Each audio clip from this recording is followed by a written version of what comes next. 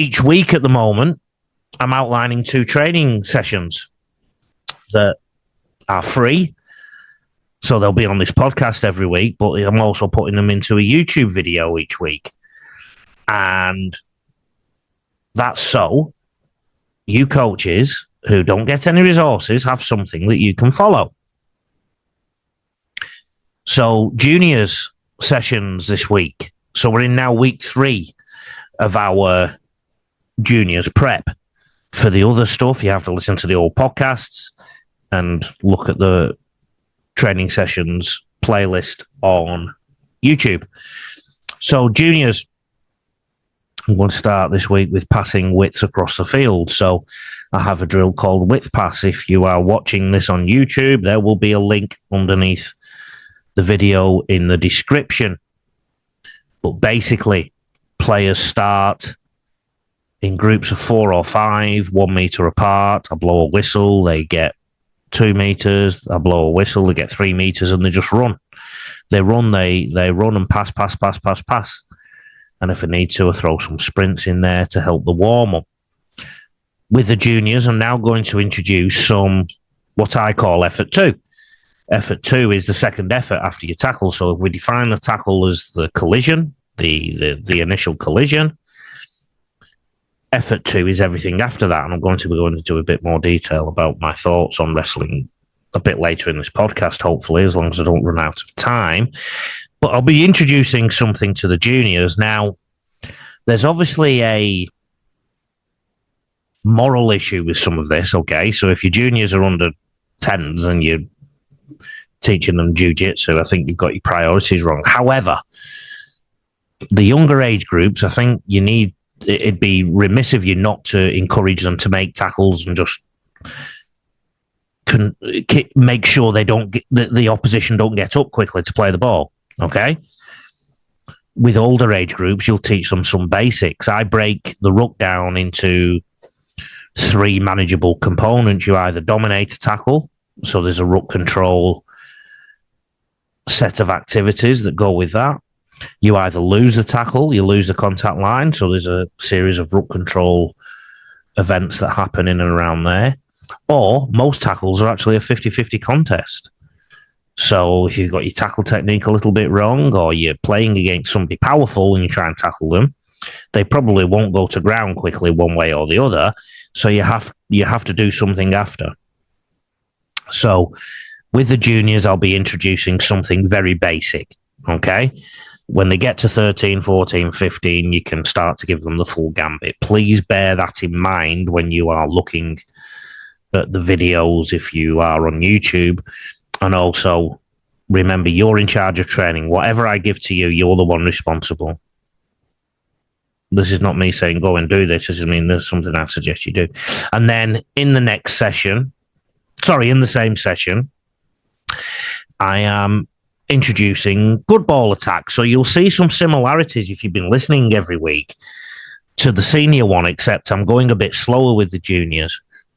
So good ball attack, I want to introduce to them how I want them to play when they get up the opposite end of the field, when they're getting towards the opposition try line. And I think it's really important to do that early in the year. So that's the first session of the 3rd week. So that will be session 5, I think. The next session of that 3rd week, we're going to passing grids to warm up. So just basic passing grids. We're going to do some rhythm runs. So what you might think of as mapping, but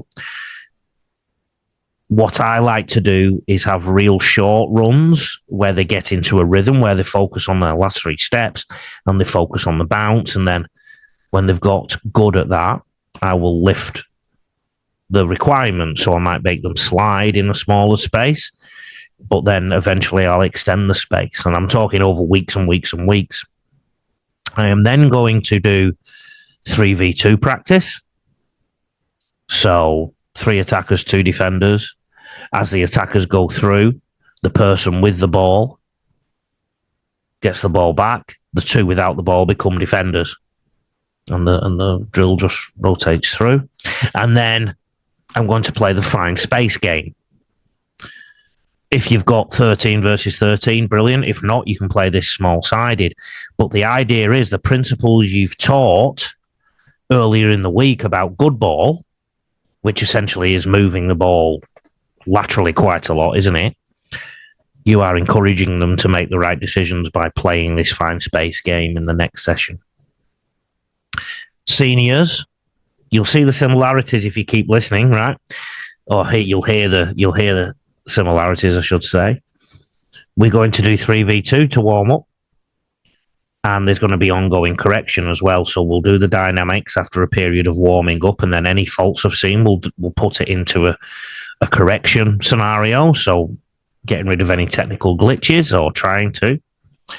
And then we're going to practice some edge defense with conditioning breaks. Okay, so again, be very careful what you do. Take medical advice before this, but we're going to practice edge defense. So, the fine space game that I talked about earlier with the juniors, we're going to play it with the seniors now. The difference is, instead of focusing on the attack as a coach, I'm now focusing on defense. So the rules of the fine space game are still there. So the ball will move laterally, but I'm concentrating on the edge defense.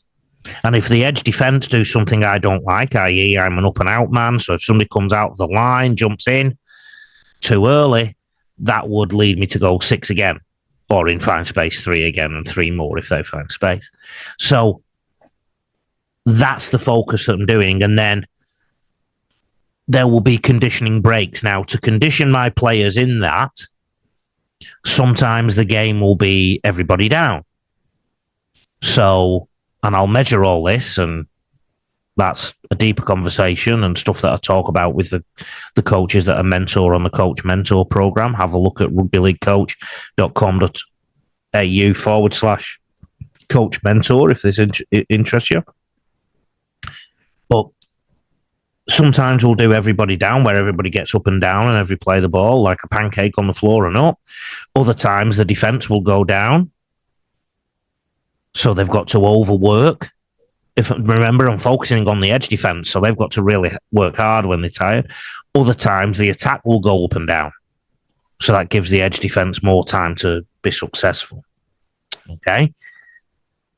The conditioning breaks within this session, I'm using another coach, so it might be a strength and conditioner or assistants, and they're doing something that,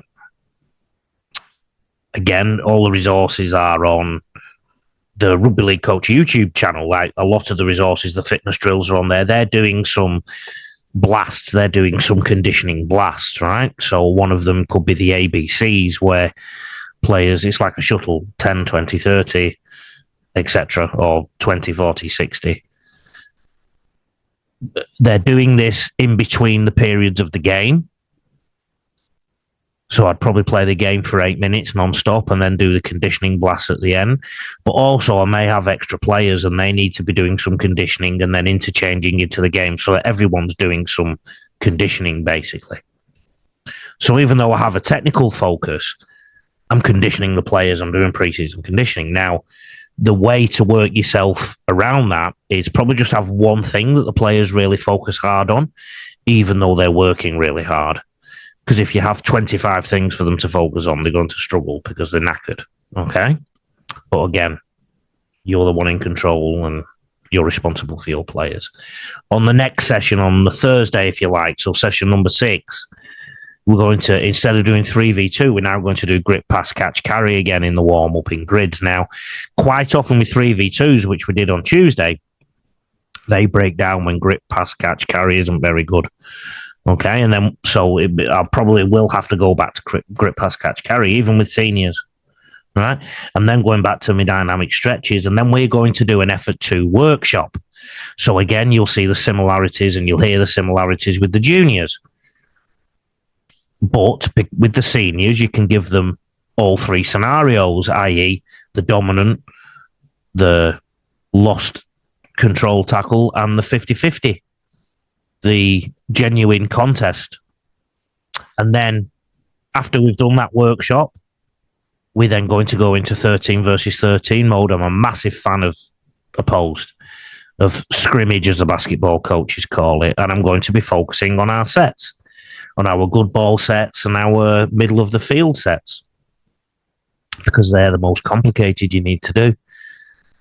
So it's week 6, and I've still not shown them. Session 6, and I've still not shown them what I want to do in exit, because in exit is probably the most simple thing. I'm working on the more technical aspects of their attack, but we're doing it in 13 versus 13, and I'm not really factoring in any extra conditioning today.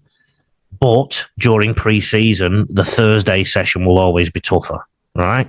I'll give you the reason why. If you go really tough on a Tuesday, players will go to bed that night. They'll probably go to work the morning after. Bed that night, Wednesday, have to turn up Thursday training, and their body will still be tired from delayed onset of muscle soreness.